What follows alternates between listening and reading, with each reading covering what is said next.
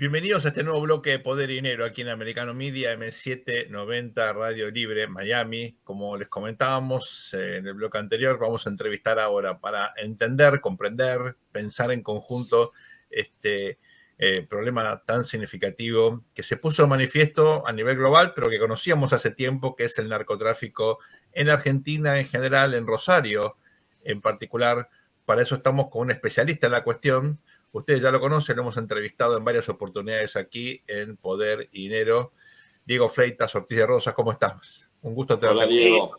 Muy bien, Sergio. Hola, Santiago. Bienvenido. Hola, Fabián. ¿Cómo Un estás, gusto Diego? estar con ustedes. Digo, Y el ahí gran tenemos... público... Sí, perdón.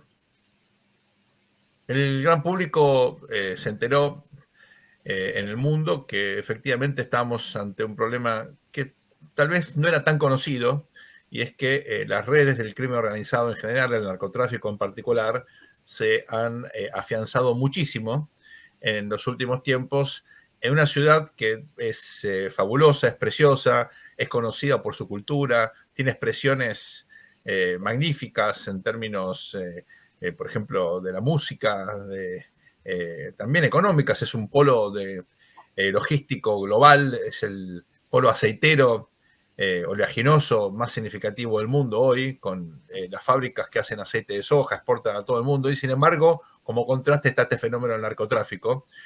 Rosario adquirió este reconocimiento global a partir de un incidente que obviamente afectó a la familia de Leo Messi, por eso se globalizó todo.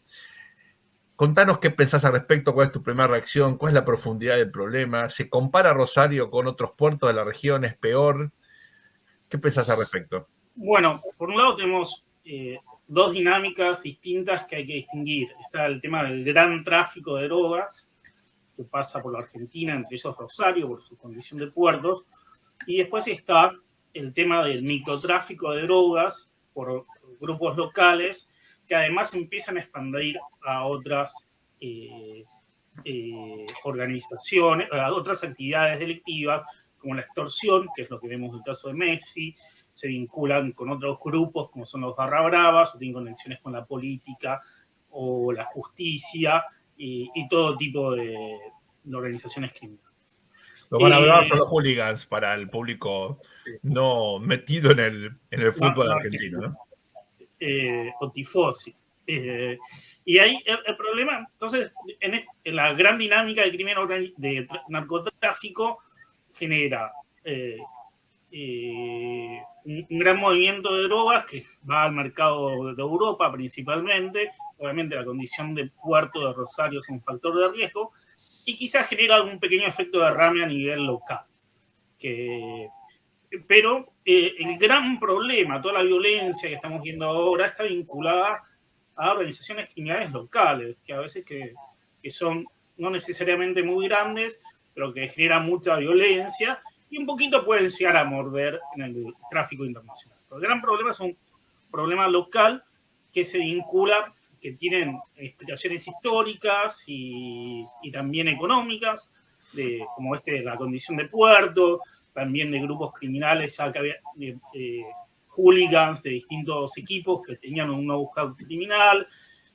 También se vincula a políticas, a sectores de la política corruptos, o igualmente la justicia corruptos, y también políticas ineficientes hechas del Poder Ejecutivo, y todo combinado como una peor constelación posible. Es una mezcla, algunos son corruptos y otros son excesivamente garantistas, o sea, tiene una mano blanda hacia el delito. Entonces, entre el que es cómplice y el que tiene mano blanda con el delito, es una muy mala combinación cuando ya tenés ahí un germen de cultivo. Eso más problemas con la policía de Rosario hizo que se terminara de desbandarse hace varios años la situación de seguridad en esa ciudad, con tasas muy altas para Argentina, de 22 cada 100.000 habitantes en el año pasado, y hace que, bueno, que sea muy complejo, más estas organizaciones se empiezan a agrandar, empiezan a decir, bueno, mirá, podemos hacer esto, ¿por qué no extorsionamos a la familia Messi? ¿Por qué no extorsionamos al casino? ¿Por qué no secuestramos gente? Entonces, esa es una bola de dinámicas delictivas muy, muy difícil de parar. Diego, Vos ahí planteabas la diferencia entre el gran narcotráfico, que no interesa hacer ruido, lo que le interesa es sacar la carga multimillonaria y que llegue a los consumidores en Europa o eventualmente crecientemente en Asia, que es otro mercado muy dinámico que sale por el Cono Sur, más de Chile, pero también de los puertos argentinos. Y después organizaciones chicas o organizaciones medianas. Acá una de las cosas, si uno piensa en términos cínicos, políticos, ¿no? De un político que quiere hacer las cosas a medias para quedar bien. O sea, hay un espacio para que un político corrupto tenga una buena relación con el canal grande del narcotráfico, ¿no? Donde salen millones de dólares para sus campañas o para blanquear plata en el exterior, y al mismo tiempo ser mano dura con las organizaciones chicas y medianas sin poner en riesgo el tráfico de las grandes cargas, ¿no? Porque a veces cuando uno habla con algunos políticos, con algunos funcionarios, es no, yo no me voy a enfrentar a los carteles mexicanos, yo no me voy a enfrentar al PCC, ¿no? Como que se enfrentan a Godzilla, ¿no? Y en realidad estarían enfrentando perros rabiosos, digamos, no a Godzilla, ¿no? O sea, además de complicidad, además de corrupción, además de ideología garantista, de mezclar los 70 con el siglo XXI de manera distorsionada, también está esa ignorancia, ¿no? O sea, esta idea de un político que no se dé cuenta diciendo, mira, yo opero sobre esta organización chica y mediana, son 300 tipos, quedo como el paladín de la justicia, y en realidad business like usual, digamos, no hay mayores problemas.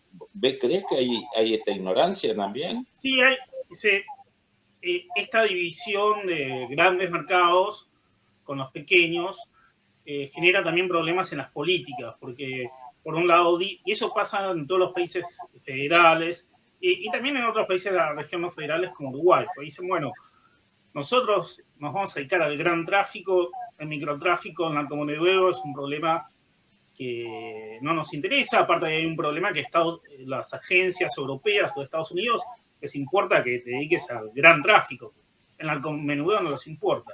Entonces esta división de temática, que algunos le prestan más atención por ejemplo, al gran tráfico internacional, le dejan de prestar atención al tráfico mediano o pequeño, es un problema. Pero después, como diría Maradona, se les escapa la tortuga. Es el caso de, son médicos a estudiar estos temas en la región, en Uruguay. Uruguay, durante toda la gestión del Frente Amplio, tenían una dirección nacional que se dedicaba a ver el tráfico internacional, que trabajaba con la DEA, etcétera, y después no había nadie trabajando el tema del narcotráfico a nivel local. Pero no había nadie, no había una unidad dedicada a eso. Y bueno, y precisamente ustedes nos preguntaban de cosas parecidas en América Latina. Montevideo es un caso. Montevideo se va a tener tasas de 17 cada 100.000 habitantes, porque ¿qué pasó? Hicieron esta combinación de ineficacia y mano laxa por cuestiones ideológicas, dijeron, no, vamos a no perseguir el pequeño delito porque es perseguir la pobreza, etc. Y se les armó una bola que no saben cómo desarmarla. Es un problema muy grande, tienen grandes niveles de violencia de un país que era la Suiza de América, por decirlo de una forma. Y en Santiago de Chile está pasando lo parecido, de cuestiones también de dinámicas internacionales, con microtráfico que se va inflando y que termina generando una dinámica de violencia y social muy difícil de parar. Digo, te planteo una pregunta para el próximo bloque, porque tenemos muy poquito tiempo ahora. Es algo complejo, es algo polémico, pero estamos en Poder y Dinero, acá decimos las cosas como pensamos que son.